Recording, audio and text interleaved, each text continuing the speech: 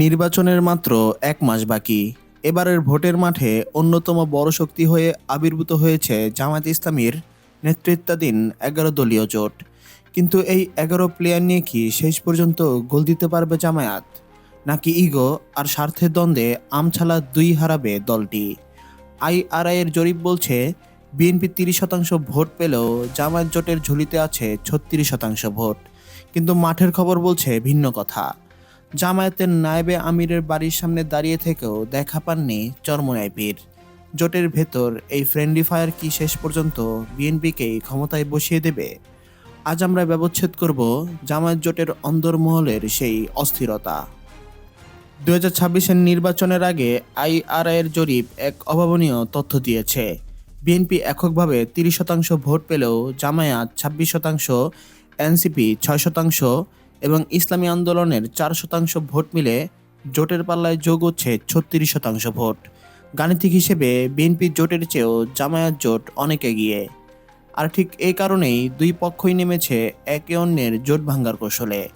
কিন্তু জোট মজবুত করতে গিয়ে কি জামায়াত কি নিজের ঘরই অরক্ষিত করে ফেলল? জামায়াত নিজেদের জন্য ১৯০টি আসন রেখে বাকি ১১০ আসন শরিকদের দিতে চায়। সেখানে চরমোনাই পীরের ইসলামী আন্দোলনকে দেওয়া হয়েছে মাত্র ৩৫ থেকে ৪০টি আসন। এতেই শুরু হয়েছে বিস্ফোরণ। চরমোনাইয়ের যুক্তি পরিষ্কার, তাদের মাঠের সাংগঠনিক শক্তি দীর্ঘদিনের। দলের নায়েবে আমির সৈয়দ ফয়জুল করিম সরাসরি বলে দিয়েছেন, ফেসবুকের জনপ্রিয়তা আর ব্যালটের জনপ্রিয়তা এক নয়। কেউ নিজেদের বড় মনে করলে একসাথে চলা সম্ভব নয়। তাই এই হুঙ্কার স্পষ্টভাবে জামায়াতের আধিপত্যের দিকেই ইঙ্গিত করছে। দর্শক, আপনার কি মনে হয়, ফেসবুকের জনপ্রিয়তা নাকি মাঠের সাংগঠনিক শক্তি, কোনটি বেশি কার্যকর? কমেন্টে জানান। জামায়াত এবার তরুণ এবং জেনজি ভোটারদের টানতে এনসিপির উপর বাজি ধরেছে।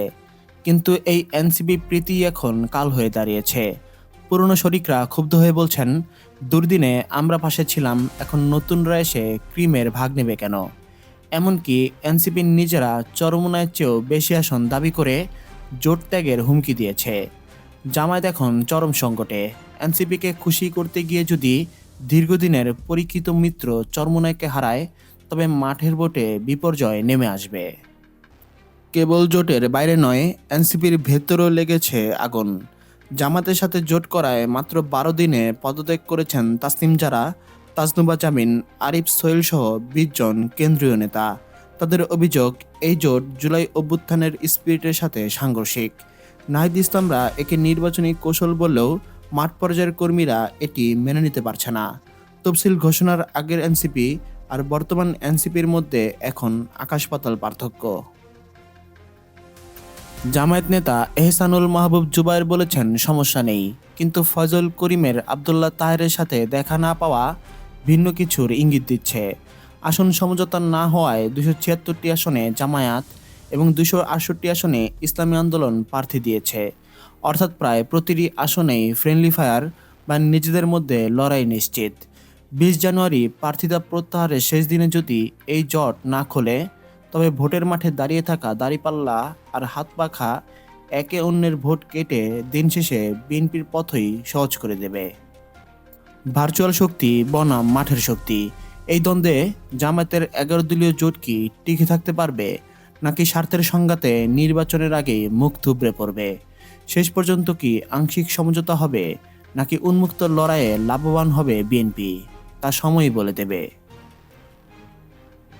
প্রিয় দর্শক, আপনার কি মনে হয়, জামায়াত জোট কি টিকে থাকবে, নাকি এই বিরোধই তাদের পরাজয়ের কারণ হবে? আপনার মূল্যবান মতামত কমেন্ট করে জানান। ভিডিওটি ভালো লাগলে শেয়ার করুন এবং আমাদের চ্যানেলে নতুন হলে চ্যানেলটি সাবস্ক্রাইব করে বেল আইকনটি বাজিয়ে রাখুন। সাথেই থাকুন। আল্লাহ হাফেজ।